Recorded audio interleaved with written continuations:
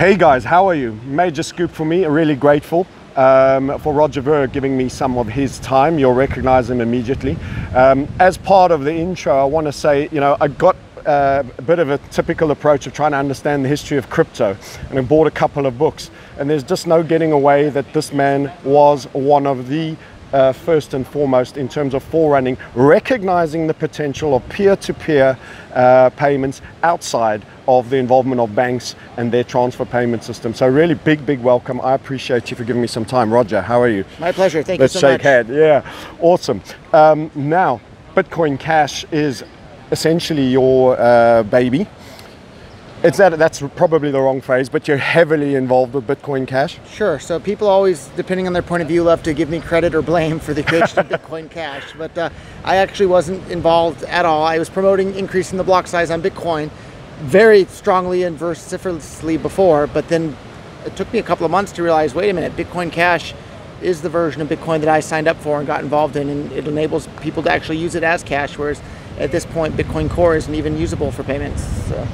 So it was a dawning realization maybe of the splits in the camp, and that the better model was standing alongside, and you put your effort and energy based on a reasoned argument. It's a pity in some sense that there's some vitriol that seems to have climbed in. Can we kill it? Can they coexist is, I suppose, is the question. It doesn't have to mean that one, if for one to win, and let's say some people say there's a flippening and there's a greater push behind cash, does Bitcoin Core, as we call it, need to die, or can it play another role? I think it can play another role. I wish them good luck, but it sure isn't the version of Bitcoin that was described in the Bitcoin white paper, and it sure isn't the version of Bitcoin that I got involved with in 2011, and it sure isn't the version of Bitcoin that led Bitcoin to become this worldwide phenomenon that it is today.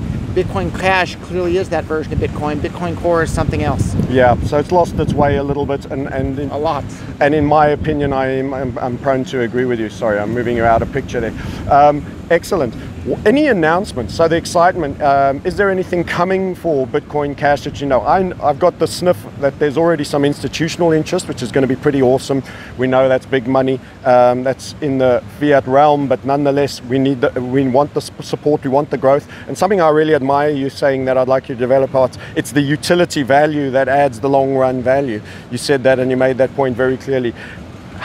Anything new coming that's going to add to that already good utility value? Yeah, so all this exciting token stuff we see happening with ICOs and this and that, all of that is coming to Bitcoin Cash. You're going to be able to issue, redeem, move, transfer around tokens on Bitcoin Cash. That's a really big deal, because we're seeing there's this whole new token economy that's just blossoming all over the world.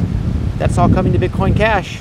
Well, that's fabulous. And that kind of leads into another question. That sounds like development. And one of the stones that seems to get thrown in the camps is that, there's not an active BitHub on Cash.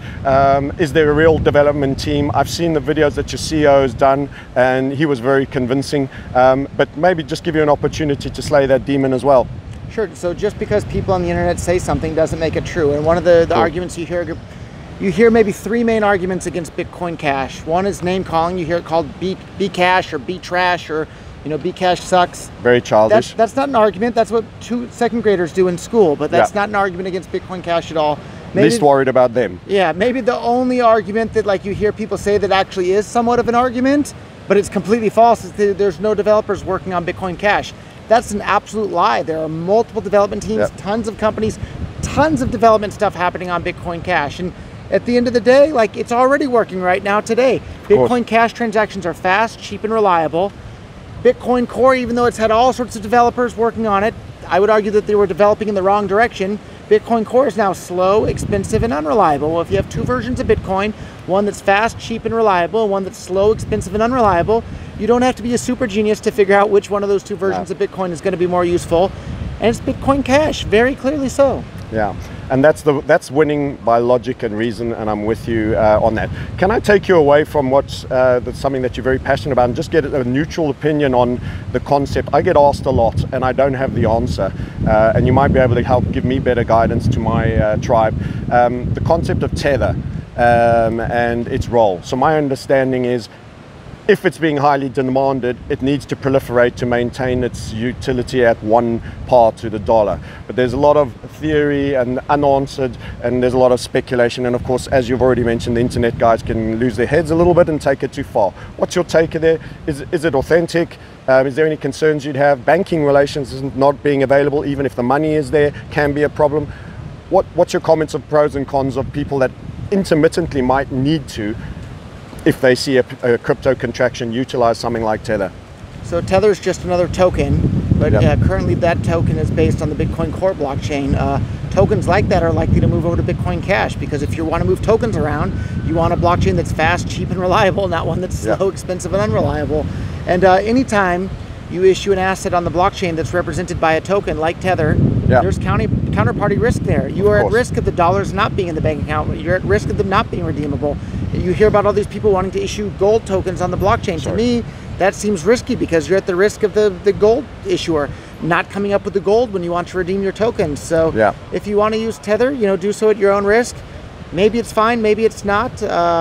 Is there any further risk to that which we already associate with any other coin, though, in terms of there's excessive proliferation and suddenly, we get a major contraction and there'll just be a liquidity crisis that's specific to its features? Well, that's why I like the coins themselves as being the asset, rather than coins that are backed up by some asset. Because if the coin itself is the asset, if you have the coin, you have the asset. True. If you have a gold-backed crypto coin, you just have a promise of that gold later. If you have a Tether, and the troops arrive in your vault, that's the end of the game. Gone. And we saw that happen previously with a company called eGold, which was long before Bitcoin. But I was an eGold user; it was fantastic. As soon as it started to get traction and people using it, the government came in and stole all the gold. They broke it. They broke it. That's awesome. Don't think they won't do that to gold-backed crypto coins either. They'll come in and steal all the gold. So the key in that essence is actually you need it all on the blockchain, and it's got to be intrinsic within that. I think that the actual asset should be the token itself on the blockchain. Yeah. And that's not to say that you shouldn't be able to issue tokens for other things, but be aware of the risk when you have a virtual token representing the ownership of some physical asset in the world. There is a risk there. And as long as you understand the risk and are willing to take that risk, it's fine. There's nothing wrong with it, but don't think that there's no risk there. Yeah, I mean, I have some gold and it's vaulted in Singapore because it's my best guess of one of the least corruptible. But I know if things really get that bad and the United States, took them over, there's a theoretical risk. Okay, that's absolutely awesome. And yeah, I suppose a final take on the crypto market. Is it going to continue to expand? Is the take-up going? I always talk to people, this isn't going away. It's ground changing. I'm an evangelist, a little bit messianic. I've looked at every way that can go wrong, and I continue to assess on balance of probabilities, although there's always something you could have missed, that people just should be more engaged fully. Yeah, this is fundamentally a world-changing technology. It's going to change the lives of every single human being on the planet. And if you're out there thinking, oh, Bitcoin's already super expensive, I missed the boat, I'm too late, that's every bit as ridiculous as standing here today and saying, oh, everybody's already using the internet all over the world, and so I'm too late to use the internet, so I'm not going to bother to learn to use the internet. It's ridiculous. Bitcoin and cryptocurrencies are going to change the world. They're here to stay. Get involved today, you're not too late, and of course go and learn more about it at bitcoin.com. Absolutely. On that very awesome note, thank you for your time. Thank you for being a champion for the dollar vigilante guys, putting on Crypto Puko. This man's put his hard earned by being acutely smart and being early, and he's invested. So there's a lot more to Roger Ver, the non-aggression policies that you support. I want to thank you for just being a decent citizen as well. That's really awesome, and thanks for chatting to me today. Thank you. Thanks.